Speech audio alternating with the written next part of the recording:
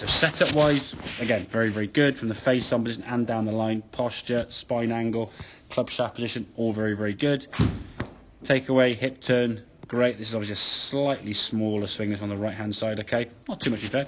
But again, very good hip move. Right leg, you can see now some space and daylight between your knees there. The fact that your right hip has gone this way behind you, which is great, okay? Now then, the problem we had before was the club would go over this way as it comes down, going outside the line. The club now at this point actually goes above your head, kind of in this direction across the ball, very much outside the line. If we look at the club there, you can see the shaft based on where your hands are. Come here.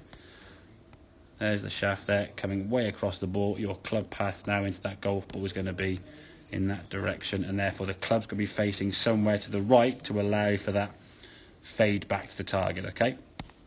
Compare that to this move. The club's coming now down through your right shoulder.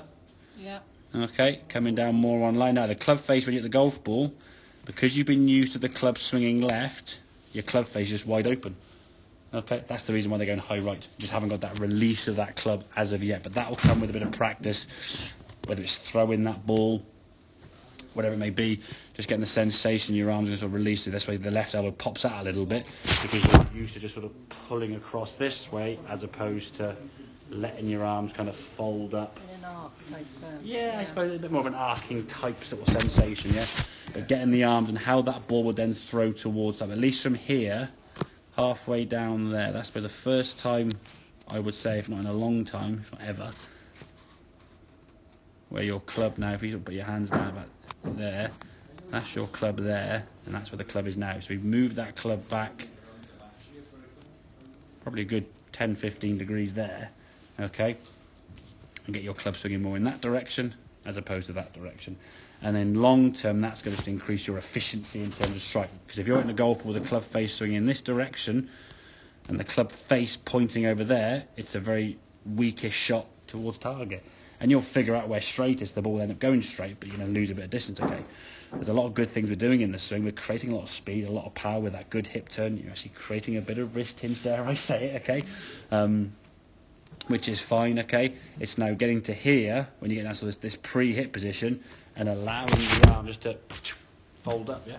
But that's going to come through practice. It's not just something going to go, oh, I'll do that and it will work, okay? It will take a little bit of getting used to, just because for a while you've had the club coming across. But if you were to effectively release the club correctly with the club out here, that ball's going over here somewhere, like disappearing left into trees, which you're not going to let yourself do, are you, really? So you sort of control the club face in such a way, with the arms coming down now this way, that left hip moving towards target. You can still see there's a bit of daylight there between your knees, even when you get down to about here, okay? Whereas this way, oops, gone. Gone. Second that club starts coming down, everything now is going this way, this way, this way, this way, which throws that club outside. Whereas this way now, it's a bit more kind of staying behind. And when you get to here now, like giving that bag a beat, just give that club a swish, get that club going more in that direction, send the ball more in that direction, as opposed to the club going that way and then creating that weaker, cuttier, floatier shot. Like I say, when you made some adjustments, wet on your left side, might have worked, but more two wrongs making a right, I would say, Sean. So you want to try and get in a better position. Head's going to be behind the ball. When you threw that ball to me, I asked the question, in which side of you is the ball going to be released from? You knew straight away it's going to be on your left-hand side of you. You never throw in a ball to the right side of you. It just wouldn't make any kind of sense, would it? Just feel awkward straight away. So you need to get yourself in a better position. Keep that head behind the ball, but the lower half, hips and everything else, move towards tight. That club now is coming down. That club at this point now is just on the ball or just left of the ball. Compare that to here. I mean, the club's over here somewhere. Yeah. Way out of the ball, isn't it? So your efficiency is right now. I would say practice. You're not going to play much this time here anyway now, are you? Because it's so wet with the conditions. So a couple of sessions down the range. Again, film from down the line if you want to. Really have a look at that sort of movement there. Get that sensation, that direction. Your swing is more in that way. Start with a few 9-irons and wedges.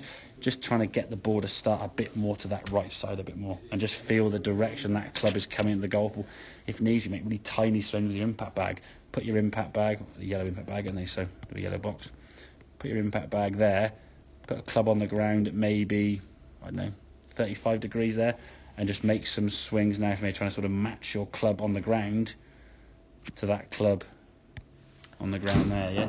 So you get the feeling of as you're coming at the golf ball now, here, the club's coming this way, matching up with this club here, not out there. Does that make sense with those lines there, yeah? Yeah, yeah. So you can do that, yes. Yeah. So if you've got a golf club on that green arrow down here, when you swing back here, you're trying to get the club sort of halfway down, sort of level with your hips, to be lined up there. You can see your club there now is on that line. So if we can try and really move it back those degrees this way, the over-exaggeration in practice is always going to be a benefit, because the more you do it the wrong way, the other side, it will kind of find its middle ground where it wants to be, yeah? To get that club working back more behind against the wall drill. You can see here now that club will be almost close to the wall, wouldn't it? It's coming down. The club's coming down rather than going over here somewhere where it was before. Okay. I think it was drilled down the wall for good years. Yeah. About 2 years ago now. Yeah, we did before. I thought we did before. Yeah. Because I remember I took that to my skiing. Yeah. And because I was on my own, I had a corridor. I was doing Yeah. putting, I was doing that, and I was going down the wall. Down the wall, perfect. Yeah, and yeah. then COVID came in the March, didn't it? Yeah, that's right. Yeah, So, exactly. Yeah.